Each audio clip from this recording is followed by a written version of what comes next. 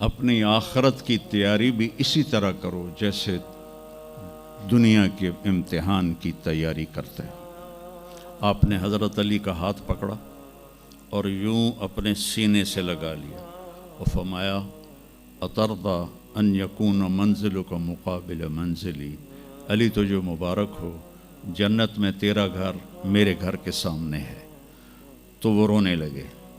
لیکن یہی علی جن کو خوشخبری ملی ہے کہ تیرا گھر میرے گھر کے سامنے ہوگا، کسی کو یہ خوشخبری نہیں ملی سوائے مولا علی کے، وہ رات کی مناجات میں روز تڑپتے روتے ہوئے یہ کہتے تھے آہن آہ من قلت الزاد و بعد السفر و وحشت الطریق، ہائے اللہ، ہائے اللہ، ہائے اللہ، میرے پاس عمل تھوڑا ہے۔ تھوڑے عمل والے کا گھر نبی کے گھر کے سامنے بنتا ہے؟ میرا عمل تھوڑا ہے، رستہ تنہا ہے، کبھی دیکھا نہیں اندیکھا ہے، یا اللہ پتہ نہیں میرا کیا بنے گا۔ یہ روز کی پکار اور مناجات تھی۔ اور پھر دنیا کو کہتے الیہ تغررتی، دنیا تو مجھے دھوکہ دیتی ہے، ہی ہاتھ غری غیری، چل دفعہ ہو جا کسی اور کو دھوکہ دے، میں بتتو کی ثلاثہ، میں تمہیں 3 طلاق دے چکا۔ تو جن لوگوں نے آخرت کو بنا لیا وہ کامیاب ہیں، اور جن لوگوں نے آخرت کو نہ بنایا تو وہ کچھ بچے ہڈ بلوں کی ویسی نام لے لیا ہے، سیر کے لیے گئے کشتی کی، تو وہ کہنے لگے ملاح سے چاچا تنو کیمسٹری آمدی؟ اس کہ پتر اج ہی نہ سنیا کی ہوندی ہے؟ اس کہ تینوں پتہ نہیں ایسی سپیریئر یونیورسٹی دے سپیریئر لڑکے ہیں، سانو ساری کیمسٹری دا پتہ ہے۔ دوسرے نے پوچھا چاچا تو فزکس پڑھی؟ کہ میرا بچہ میں تو اج ہی نہ سنے، ساری حیاتیہ بیڑی بائی ہے۔ کہ چاچا تیری ادھی زندگی چلی گئی، ادھی زندگی ختم ہو گئی، سانو ایک اسی سپیریئر دے سپیریئر بچے، ساڑا برائٹ فیوچر۔ اتنے چھک موج آئی تے کشتی ہوئی ڈاواں ڈول۔ اس کہ پترو ترنا سکھیا ہی نے،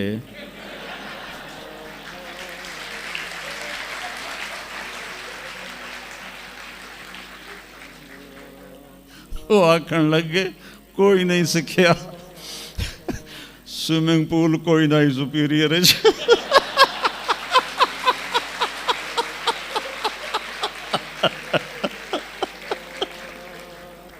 تو وہ ملا کہنے لگا پترو میری تو ادھی گئی تو تہاڈی ساری گئی۔ تو میرے بچوں مرتے وقت ایسا نہ ہو کہ تم کہہ رہے ہو ساری برباد ہوگی۔ اپنی زندگی، اپنے نبی کی زندگی پڑھو۔ چند تو فرائض ہیں جو میں نے ابھی پہلے گنائے ہیں، اس کے علاوہ سچ انسان کو عزت دیتا ہے، دیانتداری انسان کو عزت دیتی ہے، رزق حلال انسان کو بلند مقام باوقار بناتا ہے، اور اچھے اخلاق فرشتوں سے بھی اوپر اس کو لے جاتے ہیں۔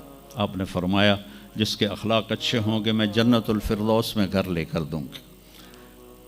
تو نماز کی عادت ڈالو۔ کچھ بچے جی نہیں پڑھی جاندی، کچھ دن میں کوئی ایک نماز ضرور پڑھو، جمعہ پڑھو، ایک نماز ضرور، پھر وہ 2 ہو جائیں گی، پھر وہ 3 ہو جائیں گی، پھر وہ 4 ہو جائیں گی، پھر وہ 5 ہو جائیں گی۔ میں نے جتنوں کو بھی یہ نسخہ بتایا وہ سارے اللہ کے فضل سے، گورنمنٹ کالج میں میرا تھا ساتھی، تو وہ پھر شفٹ ہو گیا انگلینڈ، تو کوئی 40-45 سال بعد اس سے ملاقات ہوئی، یہاں پاکستان آیا ہوا تھا۔ تو میں نے کہا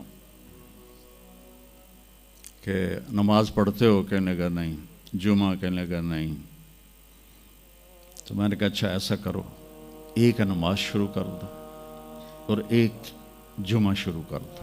یہ ایک فرد کا واقعہ نہیں، ایسے میں ہزاروں بچوں پر بچیوں پر تجربہ کر چکا ہوں، اور وہ 5 وقت کے نمازی بن گئے۔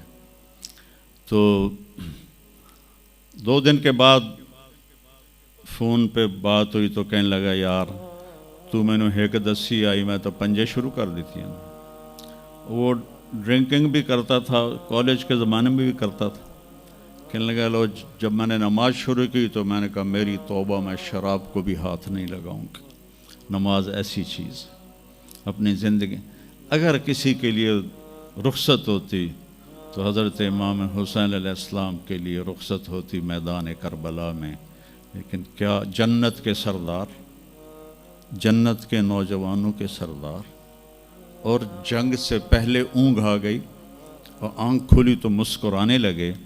تو بہن زینب علیہ السلام نے پوچھا یہ کوئی ہسن دا ٹائم ہے, اتنی تو مصیبت آئی کھڑی. کہا بہن اللہ کے نبی خواب میں آئے ہیں, فرما رہے ہیں بیٹا میں لینے کے لیے آ چکا ہوں. تو اب یہ نماز نہ پڑھتے تو ٹھیک تھا, اتنا تو قتل و غارت چل رہا تھا. لیکن جو ہی ایسے سورج ڈھلا تو آپ نے زہیر تھے آپ کے رائٹ سائڈ پر جھنڈا اٹھانے والے, اور لیفٹ پر تھے حبیب, اور درمیان میں تھے عباس اپنے بھائی. تو آپ نے زہیر کو بلایا, کہا یہ شمر سے کہو تھوڑی دیر رک جاؤ میں نماز پڑھ لوں. تو زہیر نے شمر سے کہا, تو شمر نے کہا ہم جنگ نہیں روکیں گے, ہم سر اڑائیں گے. تو انہوں نے واپس آ کر کہا جی وہ انہوں نے جنگ روکنے سے انکار کر دیا ہے, اللہ کی قسم اب ان کے لیے کھلی اجازت تھی کہ یہ چھوڑ دیں اور سر کٹا دیں. لیکن آپ نے فرمایا سر کٹ سکتا ہے, نماز نہیں چھوڑ سکتی. آپ نے کہا آدھے لڑو آدھے نماز پڑھو. تو آدھوں کو جنگ پہ لگایا, آدھوں نے نماز پڑھی. پھر ان آدھوں کو جنگ پہ لگایا اور جو جنگ پر تھے ان کو نماز پڑھوائی. سب کو ظہر کی نماز پڑھوائی, اور عصر سے پہلے سب کے سر کٹ کے نیزوں پہ چڑھ چکے تھے. وہاں 1445 سال میں ایک واقعہ ہے جہاں نماز کی رخصت نظر آتی ہے. لیکن میرے نبی کے نواسے نے ایک مثال قائم کی, پوری امت کو ایک پیغام دیا کہ زیر خنجر بھی یہ پیغام سنایا ہم نے, نماز نہ چھوڑو. کبھی قضا ہو جائے تو رات کو سونے سے پہلے قضا دے کے سویا کرو.